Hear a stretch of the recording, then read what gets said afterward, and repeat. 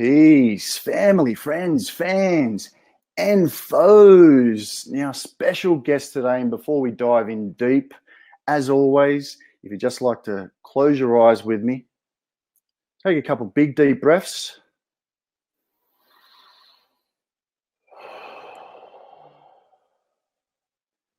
I'd just like to pay my respects to my ancestors, my elders, past, present, and future, for giving me this platform to share this beautiful man, our message. Because through breath lives spirit. Through our heart, we keep that open, create space and love. And through our thoughts and good intentions, because if mind is all, then the universe is mental. Peace. Ladies and gentlemen, it's Yab Original with my brother here, and we're ready to take you guys deep in this land, down under. I hope everyone's having a beautiful day. Some sort of westerly wind coming across hard down here in the land down under. And if you're on the other side of the planet, about in the afternoon, in the evening, thank you for joining us. Now, this amazing man, he studied Eastern philosophy, mysticism, intertwining this with practices of his Western psychology and behavioral science. Man, this brother's had the privilege to train elite special forces and also Olympic gold medalist. With his amazing empathetic and love for mankind, he now facilitates transformation of men and women worldwide to enhance not only their quality of life, but also the relationships without them, but most importantly, from within. Now, applying all of this as a student of the ancient wisdom of Gita, he now brings his gifts to the forefront to help you create the best version of self. Brothers and sisters, also known as the relational alchemist, please welcome my main man all the way from LA, Stefanos Stefandos. Brother, that is the best intro anyone's ever done. You're amazing, man. Your energy's off the charts. I love it. So good. No, thanks, brother, man. You know, you've done so much beautiful work, and thanks for coming on. I know you're a busy man, and, you know, I really appreciate your time, energy, and value. So, man, I was just having a pre sort of chat with you, and I couldn't believe that we hadn't touched bases before this. Yeah. Now, I come across a lot of your work online, and only recently it's just resonated with me so much, Steph. You know, it just seems that we're sort of sharing these similar parallel universes, man. Yeah. And I guess I'd like you to open up, just tell the audience a little bit more about your story and how it's got you to this position, particularly to help us single, separated, and divorced men out there. Yeah. Take it away, my brother. Thank you, brother. So, you know, I think so many of us share a similar story. It's, you know, our stories make up who we are. Our interpretations of the stories that we have make up who we are. How we relate to our stories make up who we are and how we are in the present. I think it was a really good place to start is in the present and really getting clear on what you want, who you are, and how you want to be in the world, how you want to see yourself, how you want to treat others, how you want to relate, how you want to be in relationship, and get really clear on that. And then look at what's blocking you. So for me, it was I have and had great dreams and great aspirations, and this I wanted to be this amazing man, but I just wasn't living up to that. I wasn't doing that. And I kept ignoring all the signs as to why. I kept ignoring all the signs that were pointing me to, hey, if you heal this, if you look at this, if you feel the fullness of this, if you forgive this, then you're going to have a freer life. You know, we all want freedom, which is essentially, you know, unadulterated love. It's just open love. We all want that sense of freedom, right? And so for me, what was restricting me from freedom was these unconscious attachments I had to my past and my past experiences and how I interpreted them and how I was allowing them to affect me in my everyday life. So for example, I was very angry and very agitated. I was very upset at the world. I had a very short fuse. I mean, I still sometimes have a short fuse, but nothing like it used to be, right? And what I just thought that was the norm. That's how men can be. That's how men are meant to be. And it's okay for me to be like that. And you know, I would yell at my partner. I wasn't willing to look at what was actually stopping me from doing that. or what was, sorry, causing me to do that in order for me to stop and express a new version of myself.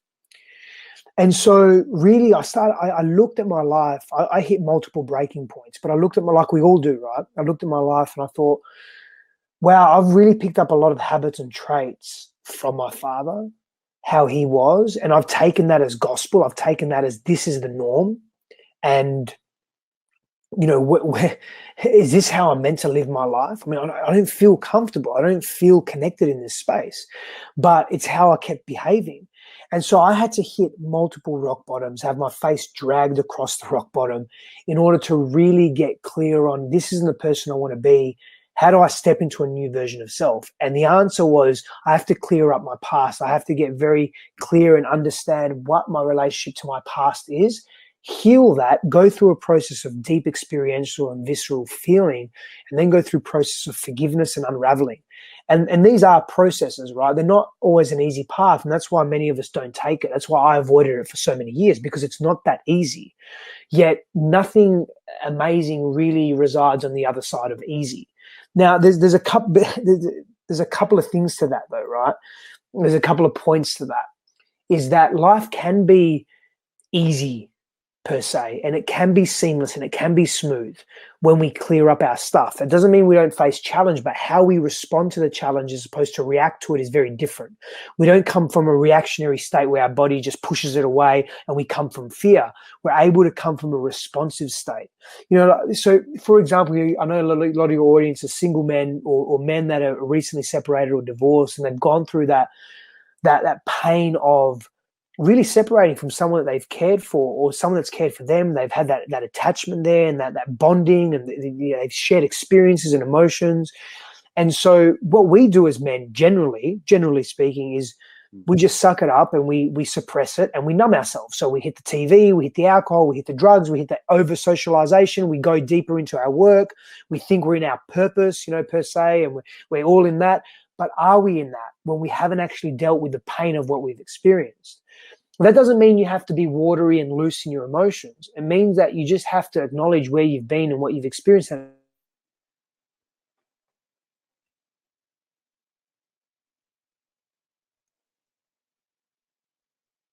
Just making sure that you're still there, my brother. It's just going out for a second. You're right. Keep going. Yeah, call you forward on the best version of yourself. Then we feel supported and we feel safe to express. And so vulnerability becomes a normative expression as opposed to something that's stigmatized or taboo, right? And so we can be vulnerable and real without judgment, but we have to surround ourselves with brothers. But we have to be willing to be vulnerable. It's a catch-22. We have to be willing to be open with who we are and face our stuff in order to attract men that can also see us. Because if we can't see ourselves, we won't let anyone else see us. And that's where we hit that road there. And so for me, I had to come face to face with all my ugly, quote unquote ugly, all of my anger, all of my aggression, all of my jealousy, all of my rage, all of I was unfaithful in all of my relationships. I was addicted to sex and pornography at some point, at different points in my life. And I had that love addiction and that codependency and all these other issues going on, right, that I didn't understand or know about until I delved into it. Yes, it helped that I was studying psychology and behavioral science and all that. But honestly, that really didn't, that was just more of a reflection of my yearning to know more about me. And I thought, if I'm studying university, then it was the easy way to find out more about me. But I had to do the work. I had to feel it. And that's where the power is, right there. Man, so many gold nuggets already, brother. Diving in deep, hard in the land down under on Woke Warrior, man. And you talk about that numbing. It's definitely something that I've done in the past as well, particularly in relationships. Yeah. Particularly us men in down under. You're originally a Perth boy, yeah. Fremantle, yeah. So do you think it's part of some sort of program that we seem to walk into a state of mind where we don't want to confront some of these feelings or emotions? We don't want to actually confront that ugly that you're talking about. Yeah. So as I say to the brothers now, we've bottled up these emotions and now we turn to the bottle. Yeah. It's like a metaphor. It's this crazy metaphor for what's going. I don't know what it's like there in LA, man. Can you just elaborate a little bit more on that? Yeah, for sure, man. So we're conditioned. It's really Western world is very much like that. I shouldn't say all the Western world, because Europe's actually a little bit different in certain respects. But we're talking about Australia, New Zealand, UK, the USA, Canada to an extent, but Canada has a lot of French influence, which is a little bit different. But these areas of the world, we're taught, media, government, society, culture. We're taught that big boys don't cry. Again, I'm not advocating being watery and loose in our emotions, man. That's not healthy masculinity either. I'm saying when the time comes, in an appropriate way, we have to learn to express, because if we're not accessing our emotions, we have a limbic system in our brain. If we're not accessing our emotions, we're missing out on a vital part of our humanity and our human expression. It's like making a cake without flour. Like you need all the ingredients, and one of the ingredients that makes us effective humans, in other words, healthy psychological and biological humans, because we know that our thoughts and our suppressed emotions affect our physiology. What makes us healthy is that clean expression of our emotions, to be in a safe way, and then to be interpreted and understood in a specific way, to have a cognitive integration, to allow our neural networks to adapt, and then present a new version of ourselves once we've freed ourselves of what ails us. And so as men, boys, we're not freely taught to express our emotions. And so that becomes a habit, a habituated pattern, and a condition. Joe Dispenza says our personality becomes our personal reality. So until we change our personality and the way we see ourselves and the way we allow ourselves to be in the world or express and feel, we're going to have a personal reality of numbness and suppression. And then that carries on in relationships. A lot of men come to me and say, I'm not sure why my relationship ended. Well, yeah, sure, maybe she's a narcissist, or maybe she's, quote unquote, not healthy woman, or maybe she's got a bipolar, or maybe she's got issues. However, that's not your concern. What your concern is, what's your role? Because you're the fucking common denominator in all your relationships. So what's your role? How are you showing up? What are you suppressing within yourself? What are you not communicating to? And then when you start getting clear on you can then learn and understand to attract a healthier version of a partner. But if we keep negating who we are, we're just going to keep attracting that wounding that matches our wounding. Simple as that. 100%, man, 100%.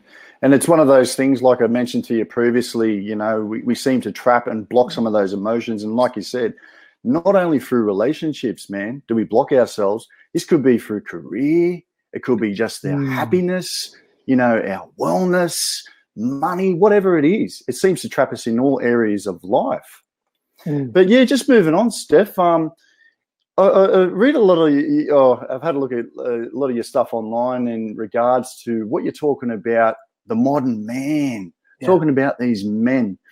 But what's that definition, just for our viewers, of that modern man, as opposed to being a healthy man in today's society? Oh, yeah, it's a big question. It's a massive question, because I'm definitely not. I don't want to tell men how to be men, because I think actually men innately know how to be men.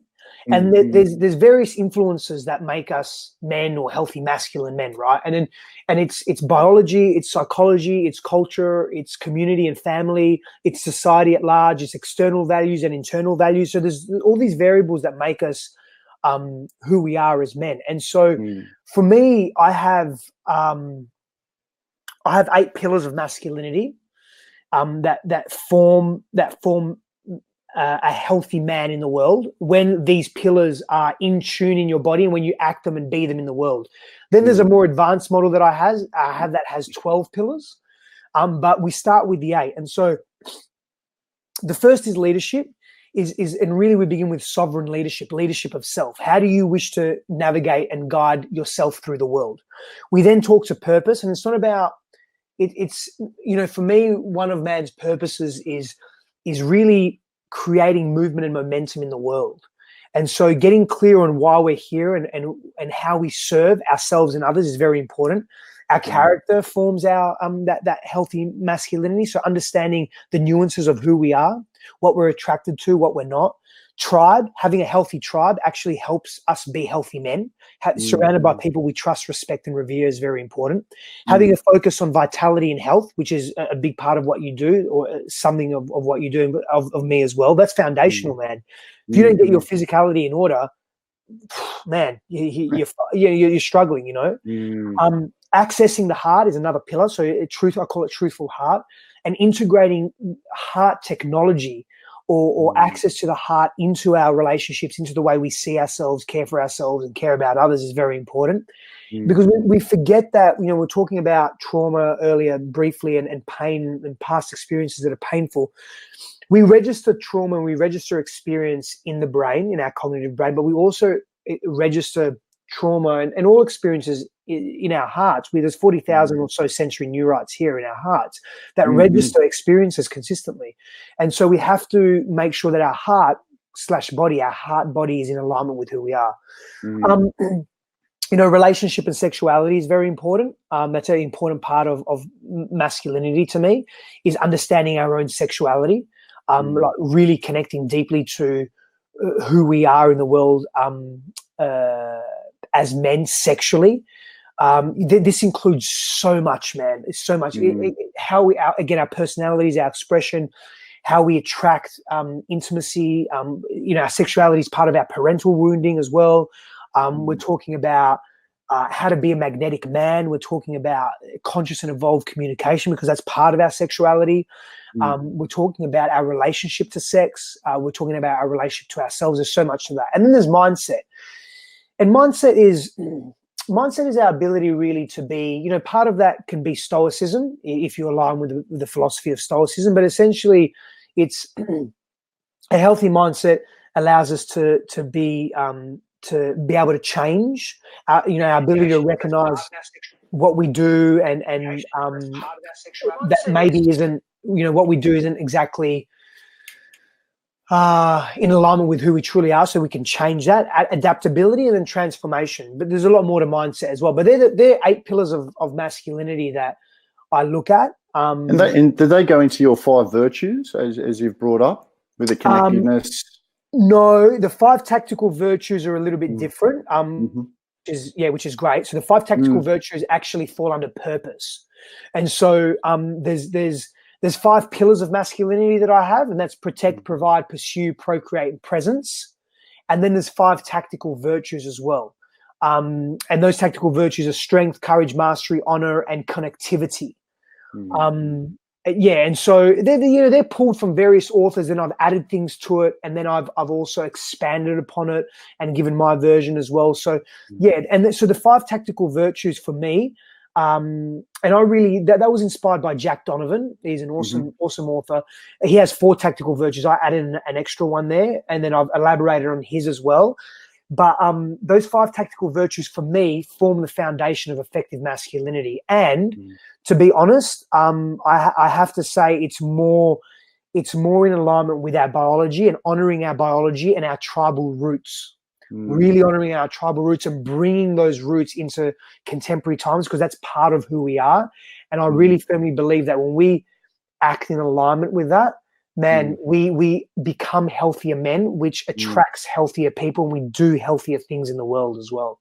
100%, brother, 100%. Which I guess can, you know, sort of move us in the direction of what I was talking about with these rites of passage. Like, you know, you've talked a little bit about some of those best practices, I guess, for men if they're going through, you know, something that they're grieving through. You sort of touch on some of those. What are some of these best practices that you're using through programs like your Reclaim Your Kingdom, Conscious Warrior, in some of the groups like the Conscious Man and Sacred Sons? Man, habit is so important. And so our habits define our lives.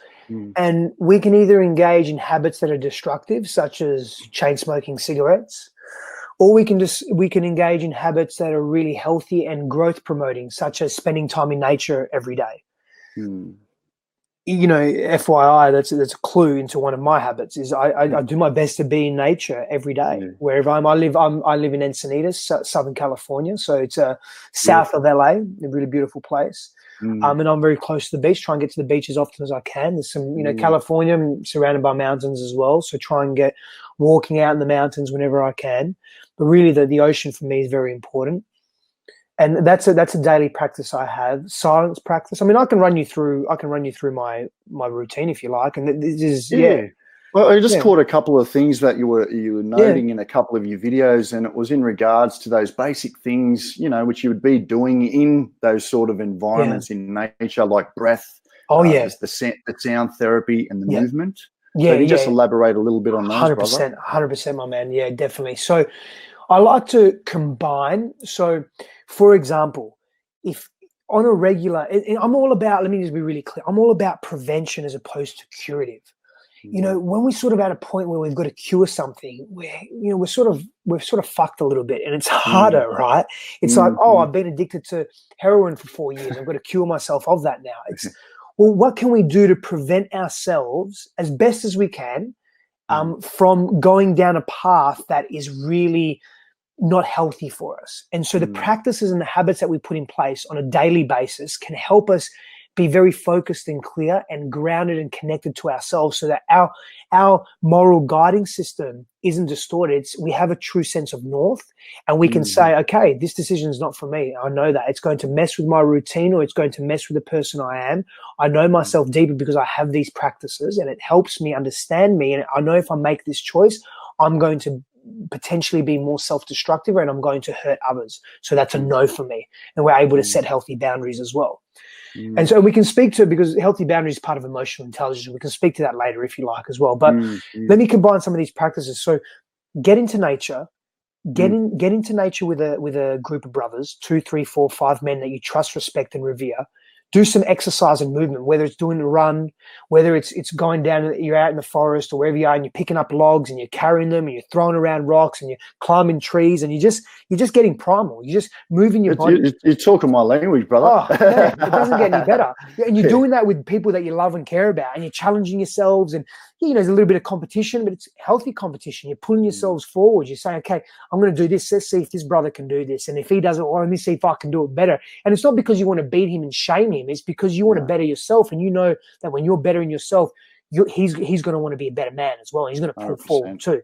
And so you can do that movement. And then let's say you're at a stream or a lake or something, and you just sit in silence, and you can practice some breath work. And the breath work can literally be some simple box breathing, 4 second in, 4 second hold, 4 second out, 4 second hold. And you do that for a few minutes. And then you can do some silent practice where the breath is just not controlled, or it's not deliberate per se. It's just natural. And you're just connecting to nature, and you're connecting to the essence of your brothers. And, you have this practice once a week. I mean, man, that's epic. Like think about what level of peace and creativity and spaciousness you're cultivating in your being by giving yourself that self-care. That's a lot. And so it's an important part of who we are as men. We grew up, and I say grew up, but we evolved in tribes, and we evolved in being close proximity to men. We relied on each other for survival. So many men, man, this. And particularly I've spent a lot of time in Australia. I've only been living in the US for a year and a half or thereabouts. I've spent a lot of time in Australia, and I've worked a lot in Indigenous communities as well, and been very blessed to do that. A lot of Indigenous men, Aboriginal men, are very, very isolated, man. Very isolated, more so than the rest of the populace, percentage-wise. So that isolation is killing us, man. It is killing us at every level. Yeah, literally, brother. Literally. Yeah, literally. Yes. Physically, emotionally, mentally, spiritually. Everything, man. It's destroying us. So there's some of the practices, that I think if men really engage in that movement, that breath, calming the breath, lengthening the exhales, just bringing ourselves, knowing that we can control. It's not control's not the right word. We can master our inner self and our faculties with breath. And you're in a stressful situation. You can do something. You can quickly say change in your mind, change, and ask, what would love do now? Or what does freedom look like in this moment? And you can just pause for a few seconds and ask that question, and then breathe deeply, relax the nervous system, and instead of reacting and getting angry or fucking punching on or whatever it is that you do, or getting aggressive, you can just relax. And maybe you need to get aggressive, and that's fine. You'll know when you need to, but Most of the time we don't. We live in a safe place, man. Let's be real. You know, Yeah, we man, live in a safe place. We're pretty fortunate, brother. We're pretty fortunate. You go back to the barbaric days, man, and, you know, people walking outside just getting slaughtered, you know, left, right, and center. Basically, yep. We live in very different times. Just touching on that, you know, sort of stuff with isolation, I think, as we know, as men, you know, whatever sort of grief or troubles that we may go through, that we tend to and can slip into that isolation and solitude. I was speaking to you a little bit about my experience at the start of the year and, you know, how, you know, went through that separation. For me, and when you're talking about the brothers, I went walkabout. I went into solitude. And that was when I was able to bring some stuff to the surface that I was able to release that was blocked from how I seen the relationship with my parents. And this is what I'm saying, like, probably not the average brother could do this, Steph. In today's society, you know, in my culture, probably in your culture too, brother, we know all around the world in these beautiful cultures that going into initiation, some of these initiations, you have this rite of passage, you know, you'd be sent into the bush. You'd be sent out there and you'd have to, you know, find your way according to the environment. You know, what's the constellation up in the sky? How to fucking get back home and fucking save my life? You know, what's that bird that I'm hearing? In that must mean it's a certain time of the day. Today, with all these fucking distractions and all these illusions and noises, how is our modern man supposed to get through some of this stuff? Well, you bring up some amazing points, brother. I just really honor your journey and honor your, from what I know of it, and honor your ability, big time, man, your ability to go into solitude. Let me speak to solitude for a moment, because this is really important. So there's solitude and there's isolation. They're two very different things. What you did was deliberate. You purposely said, I'm going walkabout, I'm going into solitude, because that is part of an effective traditional rite of passage. There's a solitude component. 100%. And I'm going to discover myself. And I'm going to unpack and unravel in that disharmony, in that difficulty of being on my own and being in nature and being in the wilderness or whatever it is. I'm going to learn more about me and really unpack some of the pain that I've got. And I'm going to be okay with that. Now, traditionally and ultimately, you would then be welcomed back to circle with a group of brothers, a group of men, elders maybe, that 100%. See you, that hold you, that hold that wisdom that you bring back, that reflect back to you. I'm hoping that happened for you. Now, 100%. Amazing. Now, if not, and so isolation, let me just go to isolation quickly. Isolation is victimization. Isolation is when we feel helpless. It's helplessness. We feel alone. We don't resonate with anyone. We think no one understands us, and we hoard ourselves in aloneness. That's not healthy. That's very different to solitude. That's not for the purpose of growth. That's coming from fear, isolation, and aloneness. And that's where many of the men are today. And so that, you know, we're talking about so many, you know, brother, our elder men, our men that are elders, irrespective of what culture, but we're talking about the men that are 60, 70, 80 years old, they're still immature. They haven't been gone through their own rites of passage. They're still looking for guidance. And so it's 100%. Up to those that are, it's up to those that are aware to do something about that and to be that man so that they can be a pillar of inspiration for others and continue to own and work on their stuff, because we all have it. That's part of the human experience. We isolate. Oh, you're upset or sad. There's something wrong with you. Here, have a pill. Oh, you're angry. Oh, you have a pill. That will help you. So, where's it coming from? Well, it's okay. So you treated someone badly. Okay, that can't happen again, and it shouldn't happen because it's not healthy. But let's look at it. Let's support you. Let's hold you. Let's not shame you, because you're just going to keep doing it. Yeah, 100%, man. And, you know, like you're talking about, you know, bringing some of that stuff on, you know, during that experience. And, you know, we're always peeling back those layers, man. Just letting them go, surrendering, just friggin' allowing it, process to happen. But when you talk about the ugly, you know, the darkest moment.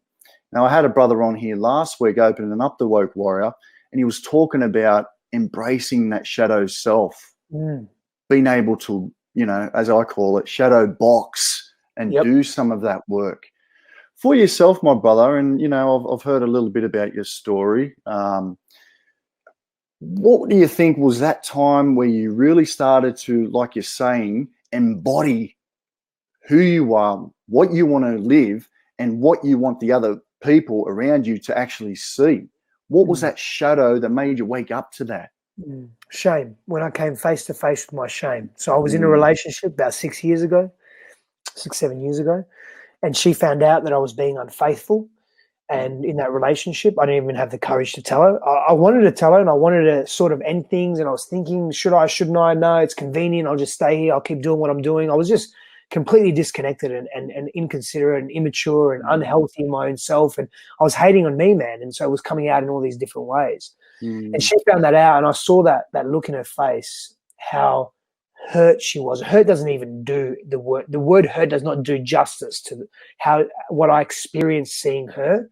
And it just brought me face to face with all of my demons, all of my shame, all of my pain. And in that moment, I made a decision to be a different man. And that began the very long journey and process of unpacking and unraveling myself. And I went very deep, man. I left no stone unturned. I went into debt. My credit bill racked. I stopped working. I gave up my businesses. I sold. I didn't even sell them. I just gave them away. I lost myself, but I had to lose myself to find myself and recreate a new version of myself. And I reached out to help. I was doing hours upon hours every day, up to sometimes 15 hours of personal development work every day, whether it be meditating, whether it be releasing, emotive releasing, whether it be psychologists, counselors, spiritual healers, shamans, anyone and everyone, man, and deliberate time on my own. A lot of deliberate time in solitude, because I knew I needed it. I knew I had to get away from the distractions. And I locked myself in my house sometimes, man. Sometimes with food, sometimes without food. I'd go on fast just within, and I'd literally go fucking crazy. I'd take myself to some really dark places, man. I was already in the darkness, but I'd go deeper, because I said to God, I said, I don't want to just touch it and then think I've healed and I've moved through something without actually going through it. I just fucking take me. I don't care if I die. I surrendered to death, man. I surrendered to death. I surrendered to being in a mental asylum. I thought this is because that's what it felt like, because I was deconstructing my ego. My ego was dying. It's getting comfortable with that uncomfortable. Yeah, very much so. And so I really took myself to those places, and that was my journey. And from that, I experienced deep freedom, really deep freedom. And it was a really beautiful thing. So you really went from that reactive nature within, relationships, everything else around you, most importantly with yourself, and, broke a lot of, I guess, trust. How would you speak about that, like that whole idea of being untrustworthy, but most importantly, not being able to even trust yourself? Oh yeah, it was tough, man. That was part of the demons. They were part of the demons. That the shame of because I predicated myself on being a trustworthy man, but I was living in shadows, and I was denying those shadows. I was behaving in ways that wasn't untrustworthy, in the subtleties of my behavior, and because I try to hide that, I became very good at being a manipulator, and I had to own all of that. I had to own the lies and the manipulation, and until we come face to face with who we are as men, all of us, the whole of us, without the shame. You go through shame and judgment and critique and all of that and harshness, but you come through the other end not having that, then you can really shift and transmute and transform. And I burnt all that in the alchemy of fire. I really I purified that, but it was a journey, and I had to own all of it, and it was very difficult, man. It wasn't an easy thing to own the shame and the adultery and the lies and the hurting of others and the lack of care and the lack of transparency and the dishonesty and the unfaithfulness and the mixing of my energies with. I was just erratic in my being, I was reckless, man. It's taking that ownership of your shit, isn't it, bro?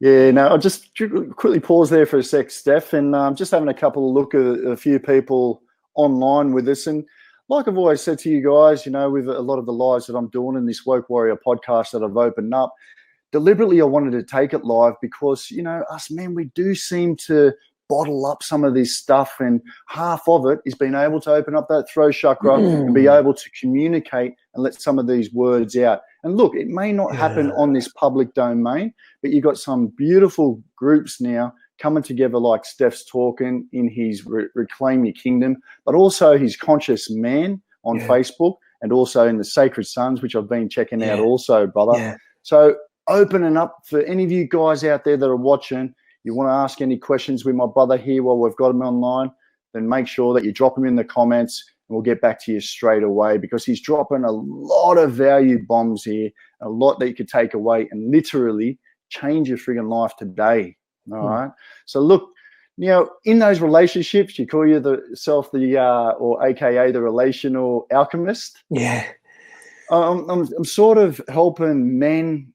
But like I said, in these relationships that have separated or divorced, one tough cookie that's really coming up, brother, you know, you don't have any kids of your own? No, I don't. No, I was in a relationship many years ago for about 4 years where she had children. And so that was my experience with, because, you know, I went all in as my personality. So I went all in that relationship. I really, you know, I helped father those children. And she was an older woman as well. That was a very interesting experience. But that's my only experience with having children. Yeah. Yeah, awesome. So just a little bit of a recommendation or some sort of value you could share to our single, separated, divorced men, particularly those ones with children out there. We're talking about being able to let go, be able to surrender to this process and allow it to happen, to unfold some of that, deconstruct that fucking ego. But these brothers that have got, let's just say, attachment with the children, what's your recommendation on being able to help some of these guys currently? Yeah. So the first thing is ensure that we don't project onto our children or to our loved ones. We can't project our pain or the transitions that we're moving through onto our loved ones, because, and our children, in this case, our children, right? Because then they take that on. Children don't know any better, man.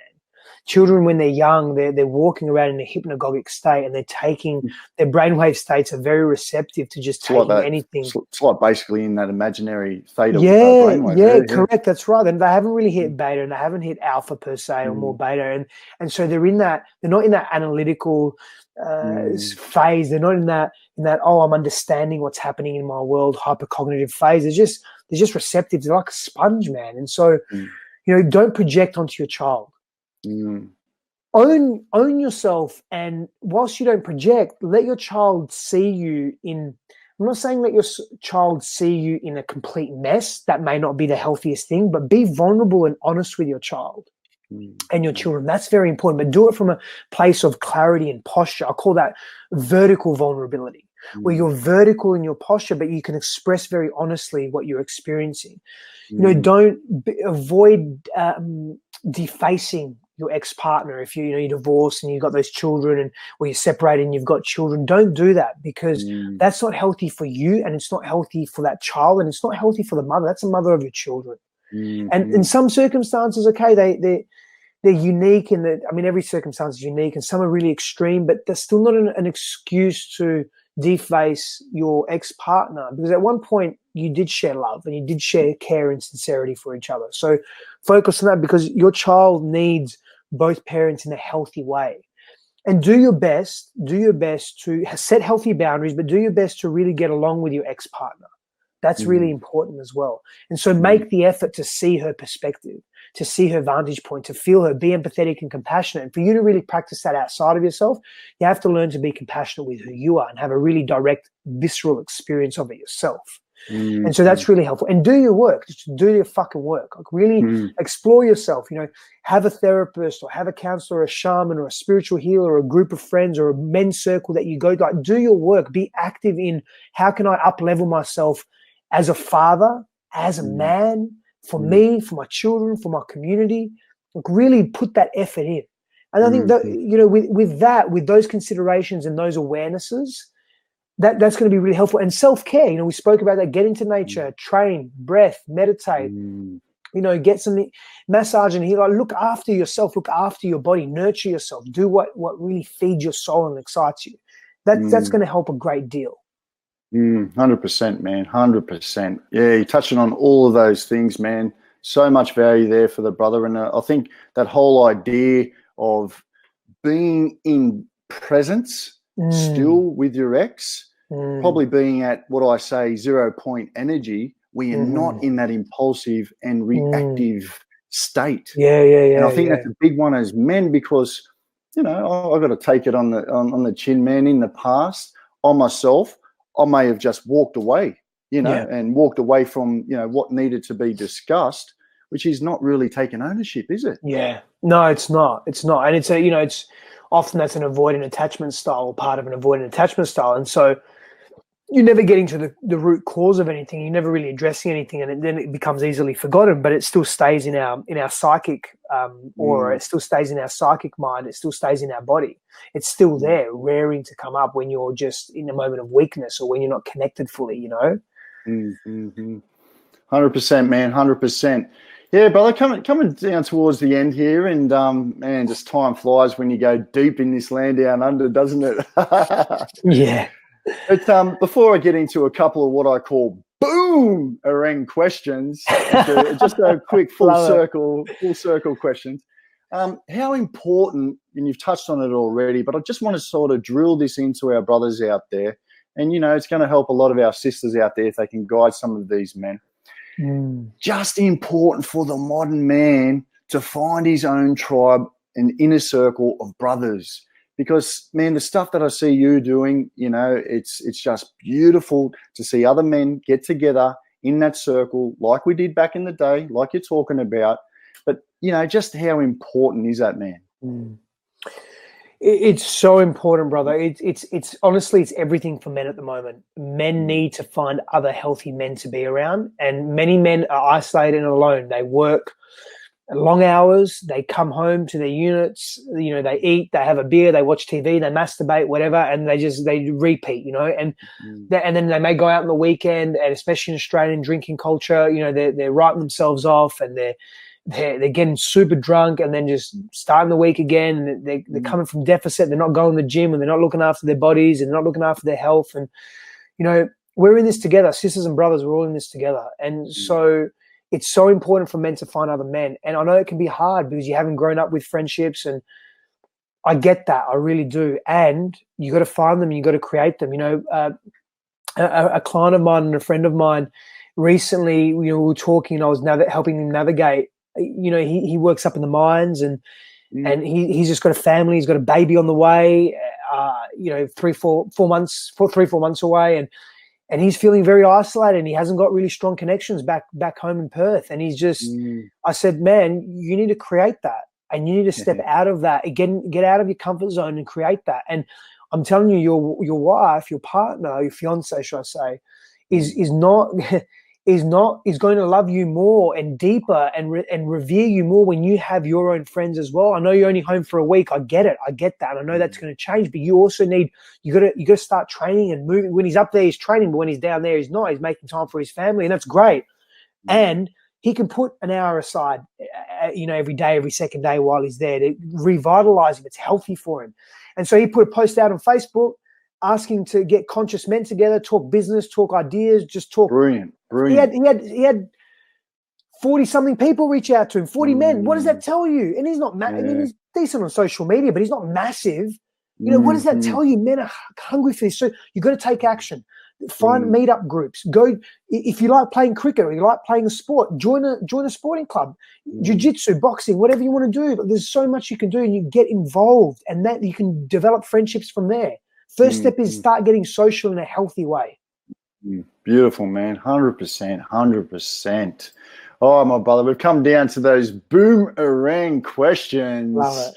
All right, just a couple of boomerang questions for our viewers out there, my brother. What's quickly your morning ritual? Oh, I wake, I go to the toilet. That's part of my morning ritual. Lemon water and sea salt or Celtic salt. I love that. Apple cider vinegar maybe in there, brother? A little bit, a tablespoon or teaspoon apple cider vinegar as well. Beautiful. Not always, but probably every second day whenever I feel like it. We'll do some silent practice. We'll do some breath work. We'll do some reading. And we'll do some writing. And that's part of my morning routine. And then I train and exercise. The morning's all mine. Then I hit my purpose and service. Man, you must be up at 4 a.m. like me, brother. I wish I was up at that time. I'm not. I got to get up earlier. It's a good time to wake up. Oh, it's beautiful. Thanks, Steph. What's the night ritual, brother? You're right. The night ritual is just as important as it's more important for me because it sets up the morning ritual. I'm actually subconscious, isn't it? Yeah. I'm usually doing some reading before I go to sleep, which I'm really liking. And then if I feel like it as well, on either end of that, depends. I'll do some breath work or more silent practice, eyes closed, silent practice, and just really drop in, just start softening everything up before I go to sleep. Really soften it up. Do any visualization, mate? Absolutely. Yeah, beautiful, that's part of my morning practice as well, yeah. Beautiful. Smoothie or juice? Smoothie all day. Feast or fast? Oh, shit. I like both. I'm probably going to say fast because I get more from it, 100%. Just quickly on that, are you fasting how many times a week or particular intermittent fasting? Yeah, I used to do 23 hours of fasting, 1 hour eating window, and I did that for years, right? I've now gone back. Yeah. I got that from Dr. Nunam and Ra. He's a guy in Maryland, New York, in the US. So I don't do that at the moment. I'm experimenting with something different. So I'm doing about 14, 15 hours of fasting, and then I'm doing, eating every couple of hours, something like that, like in between. I'm experimenting with something different. So now, at the moment, it's sort of 14, 15 hour fasts. Beautiful. Yeah. All right, this is going to be a big one for you, brother, because I know you were recently married. Yes. Honeymoon or walkabout? I can't believe. Oh man. Well, I'm just going to be real. I'm going to be real, man. I'm going to be real. My wife knows how much I love her, how deeply I love her, how deeply I'm connected to her. I'm going to say walkabout. And yeah, and I because when I get back from that walkabout, I'm a better man. Give you presents. And she'll get more of me, and that honeymoon is even deeper. Yeah. You filled your cup, bro. You filled your cup. Yeah. All right, couple more, Steph. Love these questions. Keto or veggie? Veggie. Yeah. Beautiful. And the last one, my brother, if you had the chance to holiday on any planet out there in the cosmos, which one would it be? And just quickly let us, audience, know why. Man, what a question. I'm going to say, and I can't remember what the planet's name is. Let me quickly find it. Hold on a second. Let me quickly. What's it? It's a new planet out there, is it, brother? No. It's I'm going to say. Oh man, no. I'm sort of making it up. Yeah.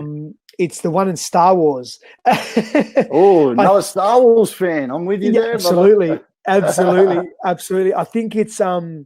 Tatooine. Not Tatooine.